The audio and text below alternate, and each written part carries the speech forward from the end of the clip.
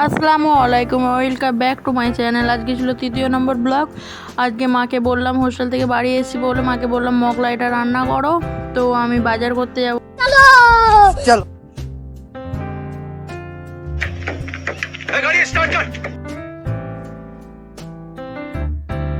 সাইকেলটা বার করে নিলাম। এবার যাচ্ছি, সামনে রোড, তবু আমি হেঁটে যাবো না, সাইকেলে করেই যাই।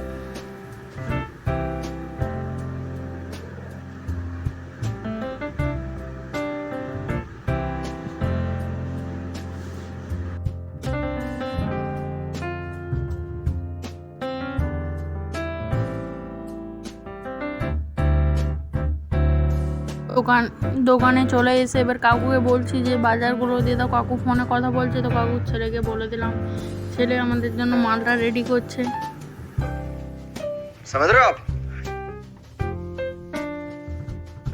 এবার বাড়ির দিকে ফিরে যাচ্ছি বাজার করে।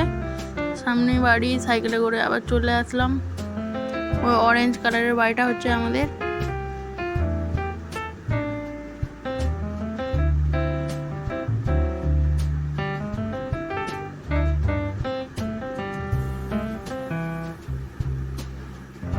এটা হলো আমার আব্বুর দোকান, এখান থেকে মাল সাপ্লাই করা হয়। বাড়িতে ঢুকে মাকে বাজারটা দিয়ে দিলাম। বুঝতেই পারছো, এইটুখানি গেছি তাতেই ঘাম বেরিয়ে গেছে।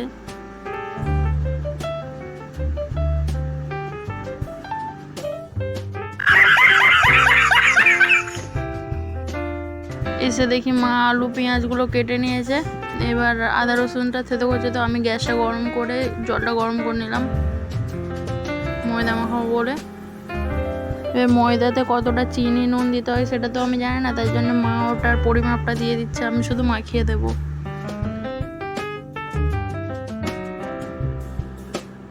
এদিকে মা গ্যাসটা অন করে নিল, দিয়ে তেলটা গরম করতে দিয়ে দিল। দিয়ে যাওয়ার পরে আলুগুলো কাটা হয়ে যাবে সেটা দিয়ে দিল, কড়াতে নেড়ে নিল।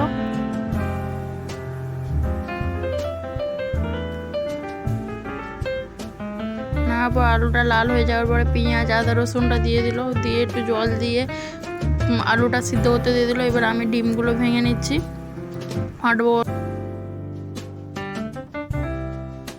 মা একটু তরকারিতে কিষান সস দিয়ে দিচ্ছে তরকারিটা টেস্ট হওয়ার জন্য,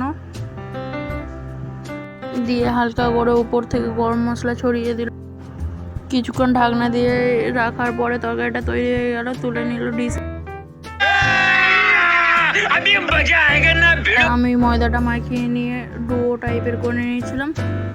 নেক্সট এবার বেলবো, তেলটা উপর থেকে ছড়িয়ে দিলাম, বেলে বড় করে নিলাম। বড় করবার ডিমটা দিয়ে দিচ্ছি এবার। तू समझा? नहीं। এবার সাইডগুলো মুড়ে নিলাম, মুড়ে হালকা করে চেপে দিলাম, চেপে এবার ডিশে তুলে দিলাম।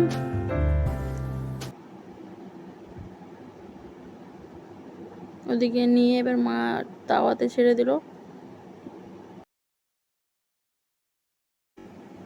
এবার লাল লাল হয়ে যেতে নাপ করিয়ে নিলাম। रुको जरा, सबर करो, बोला धक्का मुक्की नहीं करने का, आराम से लेने का। এবার পিস পিস করে কেটে নিলাম। মাকে বললাম তুমি ফার্স্ট নাও। মা খেয়ে বললো খুবই ভালো হয়েছে।